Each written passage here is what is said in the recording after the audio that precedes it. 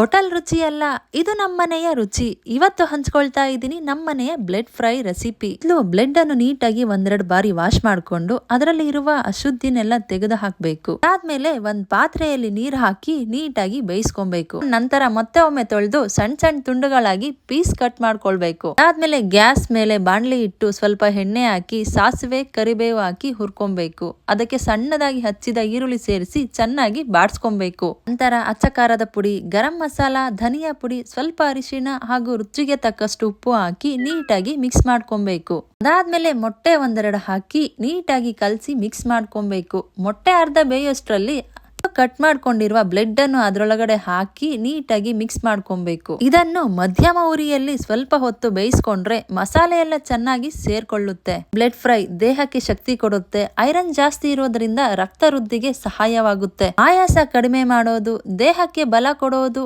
ಹಳ್ಳಿಯವರ ಹಿಂದಿನಿಂದಲೂ ಈ ಅಡುಗೆ ಮಾಡ್ತಾ ಬಂದಿರೋ ಕಾರಣವೂ ಇದೆ. ಸರಿಯಾದ ಪ್ರಮಾಣದಲ್ಲಿ ತಿಂದ್ರೆ ರುಚಿಯ ಜೊತೆಗೆ ಆರೋಗ್ಯಕ್ಕೂ ಒಳ್ಳೆಯದು. ಸರ್ವ್ ಮಾಡಿದ್ರೆ ರುಚಿಯಾದ ಹಳ್ಳಿ ಶೈಲಿ ಬ್ಲೆಡ್ ಫ್ರೈ ರೆಡಿ.